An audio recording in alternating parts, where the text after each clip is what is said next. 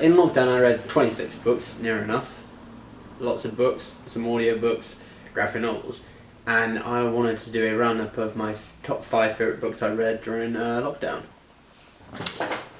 Can I just preference this video by saying it's my first video of this kind, so I apologise if it's bad, which it probably is.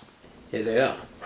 So I think the first one is, Into Thin Air. This was a book by Jon Krakauer, who also did another book which I also loved and I forgot to get. Yeah, so Into the Wild is the better book, I think. I forgot that he also did too, and I also read both. It's about a guy called Chris who is a sort of nomad and moves to Alaska to try and live off the land, and it's really his story of how he got there, what he did whilst he was there. But it's told through the eyes of Jon Krakauer, who retraces their steps, sort of. And it's a really good book, and I highly recommend it. So, and it's also a film. Did not want to watch the film. This is also a film, sort of. It's Everest, the 2015 film with Jake Gyllenhaal, but the guy who wrote it does not like it. So, I mean, I like the film. The next one is No Country for Old Men by Cormac McCarthy. Now, I've watched the film a long time ago, and I didn't really enjoy it. I've since rewatched it and thought it was amazing, but the book is stumbles upon a transaction gone horribly wrong, and he has to make a decision whether he takes the money and just run away with it, or he has to, I don't know, call the police, find out who killed him, I guess. It's a really good book. I read this a couple of months ago, so I can't really remember what it was. Yeah, but this is much better than the film. It's got much more of a story. There's far more detail. In the film, there's quite a lot of the scenes and parts cut out, such as Ewan, whatever, however you pronounce Josh Brolin's character.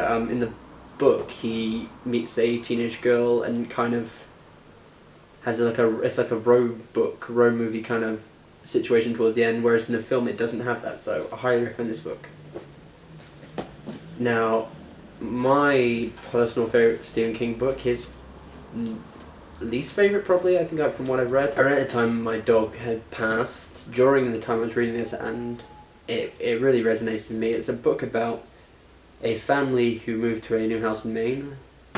Okay, so side note, I've been a camp counsellor in Maine for the past 2 years, wasn't able to go this year. Stephen King's always resonated with me the most out of most authors because of the Maine connection. I feel places he mentions in these books I've been, obviously not Pet Sematary, but yeah.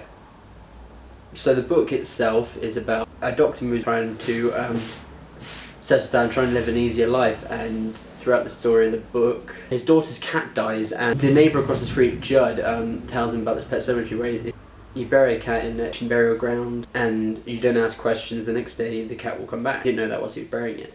I need to get better at this, don't I? So anyway, he does it, and the cat comes back, but Church, the cat, is not who he was. He's more violent. His daughter Ellie gets hit by, no, is it Ellie or was it Gage? Alright, son Gage gets hit by a truck, and he goes does the same to him. He goes and buries him. Gage comes back, he's not the same. I won't spoil the ending, but this book is not for the light-hearted. It is a quite horrific book, but I think it was one of my most favourite things I've read in a very long time. It's nasty, but it's what people would do, and I think in his situation. Alright, I'll leave that to last. My next one is Fire and Fury Inside the Trump's White House. Odd book. I had this in my shelf for about a year, and I thought I would never read it, and then lockdown came, and I picked it up and thought, if there's a time, I might as well be now, especially before the elections in the US. It's a really interesting book just to see how people in Trump's party did not believe he would get in.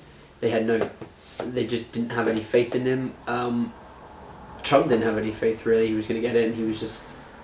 They really thought that Hillary would win, and then everyone in his team don't really know how to respond and don't know really how to react in the White House.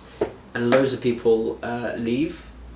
There's quite a lot of press secretaries that are in there. Yeah, everything just kind of goes wrong for him, and it's just an amazing book to see how ignorant and just how he underestimated the job really. And I mean, we knew that, but it's a very interesting book. And then finally, A Little Life by Hanya Yanagihara. I read this because someone on YouTube said about it, and It's not a book I would usually choose, but it was honestly probably the best thing I ever read. It's just over 700 pages, and I read it in 3 days. That's how much I really loved it. It's a story about these 4 men, and it's split over 2 time periods. I mean, there's not really much I can say that hasn't been said online by a million other people. It's just a heartbreaking, real life story that you have to read. I think it will be classed as a modern classic. I honestly don't see how it's not already, and I can see why this book is beloved, because I love it. It was 3 days. It was so easy to read. The author is just... it's fantastic. I mean, if she never writes another work, she has wrote a true American masterpiece. It is fantastic. Now, I apologise for this video. I didn't know really what to say. I'm not really comfortable with the camera yet, but I wanted to put something out just to test the waters. I mean, obviously I won't do the favourite books. I spoke terribly of these books. I didn't really do a very good job, but if anyone wants more book-related things, I would love to do more Stephen King reviews, movie versus book reviews. I usually read the book and then watch the movie, and so quite a lot of the books I read over lockdown were books that turned into movie. I read Books Being a Wallflower. I read the book about which was Everest is based on. I obviously read No Country for Old Men. I read A Handmaid's Tale, which is an amazing book.